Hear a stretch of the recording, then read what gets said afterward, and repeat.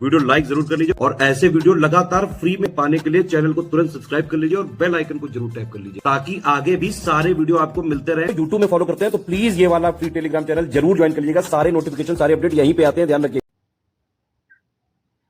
नमस्कार दोस्तों, exam preparation के यूट्यूब चैनल पर मैं प्रियंका एक बार फिर से आप सभी का बहुत बहुत स्वागत करती हूँ। आज की क्लास में हम लोग कवर करने वाले हैं असहयोग आंदोलन और खिलाफत आंदोलन।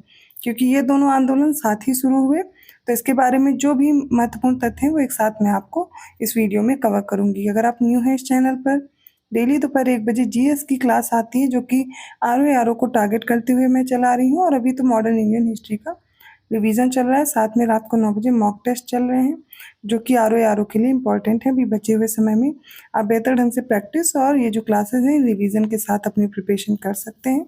और जो भी बच्चे टेस्ट सीरीज या फिर पेड कोर्स में इंटरेस्टेड हैं उनके लिए मैंने डिस्क्रिप्शन बॉक्स में नंबर प्रोवाइड किया है, आप इन पर कॉन्टैक्ट करके अपनी क्लास को या अपना जो कोर्स है उसको ज्वाइन कर सकते हैं। ज़्यादा जानकारी के लिए आप इन्हीं नंबर्स पे ही सारी इन्फॉर्मेशन ले लीजिए, अदरवाइज़ आप कमेंट भी करेंगे तो भी मैं आपको इन्फॉर्मेशन प्रोवाइड कर दूंगी। अदरवाइज़ आप गूगल प्ले स्टोर से ऐप डाउनलोड कर लीजिए SCS का, वहाँ पे भी आपको जानकारी मिल जाएगी।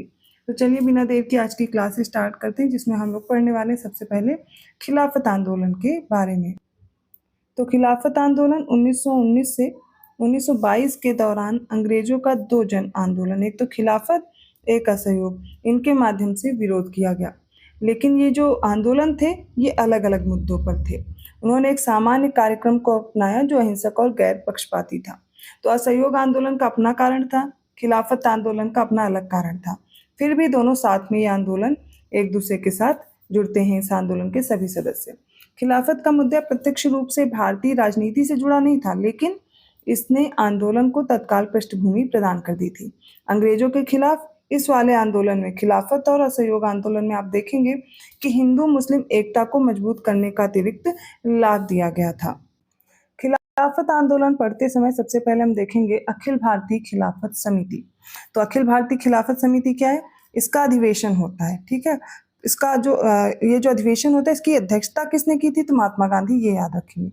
कब हुआ ये सम्मेलन? तो 1919 में होता है अखिल भारतीय खिलाफत समिति, जिसमें अध्यक्षता करते हैं गांधी जी और वो प्रेरित करते हैं इस आंदोलन को और असहयोग आंदोलन को एक साथ लेकर के चलने के लिए। तो खिलाफत कमेटी क्या करती है? खिलाफत आंदोलन प्रारंभ करने के लिए एक कमेटी गठित की गई थी जिसमें शौकत अली, मोहम्मद अली, अब्दुल कलाम आज़ाद, हकीम अजमल खां, हसरत मोहानी, डॉक्टर अंसारी, ये सभी सदस्य इसमें शामिल थे। अब इस आंदोलन को श्रेय दिया जाता है, जिसको प्रारंभ कर रहे थे वो अली बंधुओं द्वारा और शौकत अली और मोहम्मद अली थे। मतलब ये अली लगाते थे, अली बंधु थे, शौकत अली और मोहम्मद अली, इन्होंने इस आंदोलन को प्रारंभ किया था। 23 नवंबर 1919 को होने वाली खिलाफत कमेटी की सम्मेलन की अध्यक्षता महात्मा गांधी जी को दे दी जाती है और दिसंबर 1919 में हुए भारतीय राष्ट्रीय कांग्रेस के जो अमृतसर अधिवेशन है इसमें खिलाफत आंदोलन को और अधिक बढ़ावा मिल जाता है। तो दोनों साथ में इस आंदोलन को लेकर के चलते हैं। हकीम अजमल खान ने खिलाफत आंदोलन के दौरान हाजी कुल मुल्क की पदवी त्याग दी थी और यह पदवी ब्रिटिश सरकार द्वारा उन्हें दी गई थी 1908 में। अब देखिए यहाँ पर आपको फंसाया जा सकता है, ये आपको रिलेट किया जा सकता है जलियांवाला बाग हत्याकांड के समय कि इन्होंने भी अपनी पदवी त्याग दी थी, लेकिन ऐसा नहीं है। वहाँ पर आपको नाइटहुड की उपाधि याद रखना है, रविन्द्रनाथ टैगोर ने अपनी त्याग दी थी। शंकर नायर का भी नाम याद रखना है जो अपने पद से इस्तीफा दे देते हैं। लेकिन यहाँ पर जो हकीम अजमल खां थे इन्होंने अपनी पदवी क्या की थी? त्याग दी थी। कब? ये खिलाफत आंदोलन के समय। अगली बात करते हैं मोहम्मद अली जिन्ना की। इनका क्या मत रहा इसमें वो भी हम लोग देखेंगे। मोहम्मद अली जिन्ना जब वे अध्यक्ष थे तो खिलाफत आंदोलन को देश की स्वतंत्रता के आंदोलन से जोड़ने के विरोधी थे। उन्होंने गांधी जी को राजनीति और धर्म को बीच में ना लाने के लिए सलाह भी दी थी कि आप राजनीति में धर्म को बीच में ना लाएं। उन्होंने खिलाफत आंदोलन में गांधी जी की भागीदारी के विरुद्ध गांधी जी को सावधान किया था। वे मुस्लिम धार्मिक नेताओं और उनके जो अनुयायी थे उनके कह रहे थे कि उनका जो कट्टरपन है उसको और ना बढ़ाएं।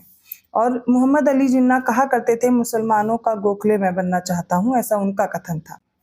इसके बाद खिलाफत आंदोलन में गांधी जी के प्रमुख सहयोगी कौन कौन थे? तो यहाँ पर आप देखेंगे मोहम्मद अली जिन्ना उनको अपोज कर रहे हैं, उनके विरोधी हैं, लेकिन मौलाना मोहम्मद अली, शौकत अली, अब्दुल कलाम आज़ाद, हकीम अजमल खां, हसरत मोहानी, ये सब गांधी जी के प्रमुख सहयोगी थे उस समय।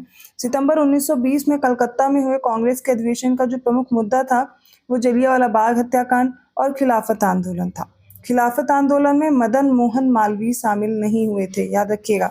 उन्होंने इस आंदोलन में कांग्रेस की भागीदारी का विरोध किया था। अखिल भारतीय खिलाफत कमेटी के बारे में जान लीजिए। सितंबर 1919 में अखिल भारतीय खिलाफत कमेटी का गठन किया गया था। देखिए, गांधी जी ने खिलाफत आंदोलन को हिंदू मुस्लिम एकता का एक सुनहरा अवसर माना था और इस आंदोलन का परिणाम यह था कि हिंदू मुस्लिम एकता के रूप में सामने आया। तुर्की के प्रश्न पर ब्रिटेन के प्रति आक्रोश ने मुसलमानों को हिंदुओं के समीप ला दिया था। 4 अप्रैल 1919 को दिल्ली की जामा मस्जिद के प्रवचन से स्वामी श्रद्धानंद ने हिंदू मुस्लिम एकता पर लगभग 3000 मुस्लिमों के समक्ष भाषण भी दिया था। खिलाफत के साथ ही हम लोग असहयोग आंदोलन भी देखने वाले हैं। तो गांधी जी के द्वारा असहयोग आंदोलन कब शुरू हुआ? तो 1 अगस्त 1920 को हुआ। पश्चिमी भारत, बंगाल और उत्तरी भारत में असहयोग आंदोलन को अभूतपूर्व सफलता भी मिली। तो इस आंदोलन के दौरान ही मोतीलाल नेहरू, लाला लाजपत राय, सरदार वल्लभ भाई पटेल, जवाहरलाल नेहरू, राजेंद्र प्रसाद, ये इन लोगों ने न्यायालय का बहिष्कार करके आंदोलन में अपना समर्थन दिया। तो आपको ये भी याद रखना कि असहयोग आंदोलन के समय पर कौन कौन से व्यक्ति थे जिन्होंने न्यायालय से अपना पद त्याग दिया था, ठीक है, अपनी वकालत छोड़ दी थी। 5 नवंबर 1920 को ऑल इंडिया कांग्रेस कमेटी के अधिवेशन में गांधी जी ने असहयोग आंदोलन शुरू होने के 1 वर्ष के भीतर स्वराज प्राप्त करने का नारा दिया था। इसके साथ ही सरकारी उपाधि, स्कूल, न्यायालयों तथा विदेशी सामानों का पूर्णतः बहिष्कार करने की योजना भी बनाई गई थी। असहयोग आंदोलन की अनेक सफलताएं हैं। इसी आंदोलन ने पहली बार देश की जनता को इकट्ठा किया था। अब कौन कौन सी घटनाएं हुई इस आंदोलन के समय पर वो भी देखेंगे। सितंबर 1920 में कलकत्ता में संपन्न हुआ भारतीय राष्ट्रीय कांग्रेस का विशेष अधिवेशन, जिसमें महात्मा गांधी ने असहयोग के प्रस्ताव को प्रस्तावित किया था और जिसका तब चित्तरंजन दास जी ने विरोध किया था। दिसंबर 1920 में नागपुर का अधिवेशन होता है कांग्रेस का, तो इसमें असहयोग प्रस्ताव पर व्यापक चर्चा हुई और इसका इसका समर्थन किया गया।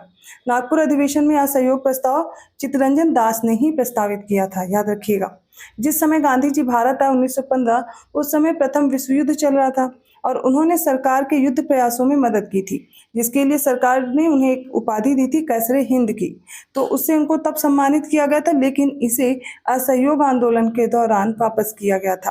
तो याद रखिएगा, इसको किस आंदोलन में वापस किया गया? तो असहयोग आंदोलन, ध्यान रखेंगे। राय बहादुर की उपाधि किसको दी गई? तो देखिए, उपरोक्त आंदोलन के दौरान ही जमनालाल बजाज थे, इनकी उपाधि थी राय बहादुर, इन्होंने भी इसको वापस कर दिया था। बाल गंगाधर तिलक ने असहयोग आंदोलन का समर्थन किया, लेकिन जब आंदोलन शुरू हुआ उसके पहले ही दिन 1 अगस्त 1920 को उनकी मृत्यु हो जाती है, जिसके कारण वो इसका परिणाम नहीं देख पाते हैं। अखिल भारतीय राष्ट्रीय कांग्रेस की बात करते हैं तो 24 फरवरी 1922 को आयोजित हुआ अखिल भारतीय कांग्रेस समिति का अधिवेशन, जिसकी दिल्ली में बैठक हुई थी और ऐसी सभी गतिविधियों पर रोक लगा दी गई जिनसे कानून का उल्लंघन होता हो। और इसी अधिवेशन में असहयोग आंदोलन वापस लेने के कारण डॉक्टर मुंजे के द्वारा गांधी जी के खिलाफ निंदा प्रस्ताव लाया गया। अब ध्यान ये रखना है कि आखिर क्या हुआ तो असहयोग आंदोलन वापस ले लिया गया, इसकी अभी चर्चा हम आगे करने वाले हैं। लेकिन 24 फरवरी 1922 को जब असहयोग आंदोलन वापस लेने की बात होती है तो बहुत से लोग इसका विरोध करते हैं, जिसमें डॉक्टर मुंजे के द्वारा गांधी जी के खिलाफ निंदा प्रस्ताव भी लाया गया था। इसी असहयोग आंदोलन के दौरान रविन्द्रनाथ टैगोर ने जो विदेशी वस्तुओं को जलाया जाना है, इसको अविवेकी और निष्ठुर बर्बादी कहा था। मदन मोहन मालवीय ने 1916 में वाराणसी में BHU अर्थात बनारस हिंदू विश्वविद्यालय की स्थापना की। BHU अधिनियम जो है 1915 के तहत बनाया गया था। वह 1919 से 1938 तक BHU के कुलपति भी रहे थे। काशी विद्यापीठ बनारस 1920 में स्थापित हुआ। गुजरात विद्यापीठ ये 1920 में स्थापित होता है। जामिया मिलिया इस्लामिया जो अलीगढ़ में है, तो पहले अलीगढ़ में था, 1920 में स्थापित हुआ, बाद में से दिल्ली स्थानांतरित कर दिया गया। और इस समय जब असहयोग आंदोलन चल रहा था, इसमें CR दास, मोतीलाल नेहरू, राजेंद्र प्रसाद, जवाहरलाल नेहरू, विठल भाई पटेल, वल्लभ भाई पटेल, इन सभी लोगों ने अपनी वकालत का त्याग कर दिया था। देखिए, अगर ये प्रश्न आता है इनकी स्थापना से रिलेटेड क्रोनोलॉजी में लगाइए, BHU, काशी विद्यापीठ, गुजरात विद्यापीठ, जामिया मिलिया, तो इनका याद रखेंगे। BHU कब हुआ? 1916 में, बाकी ये 3 कब है? 1920 में। ठीक है, ध्यान रखिएगा। तो असहयोग आंदोलन और खिलाफत आंदोलन से रिलेटेड आज कुछ महत्वपूर्ण तथ्यों को हम लोगों ने देखा है, लेकिन ध्यान रखिएगा अभी कुछ और घटनाएं हैं जो आपको डिस्कस करनी है। आखिर क्यों असहयोग आंदोलन बीच में ही रोक दिया गया? अगर आप जानते हैं कारण तो कमेंट करके बताइए। अगली क्लास में मैं इसके बारे में डिस्कस करूंगी और इनसे जुड़े कौन कौन से व्यक्ति थे उनको भी डिस्कस करूंगी। वीडियो अच्छा लगा तो लाइक करना मत भूलिए। चैनल को अभी तक सब्सक्राइब नहीं किया है तो कर लीजिए। ये नंबर्स आपके सामने दिए गए, इन पे व्हाट्सएप मैसेज या कॉल करके आप पेड कोर्स की जानकारी ले सकते हैं और उसे ज्वाइन कर सकते हैं। मैं मिलती हूँ अगली क्लास में, तब तक के लिए धन्यवाद।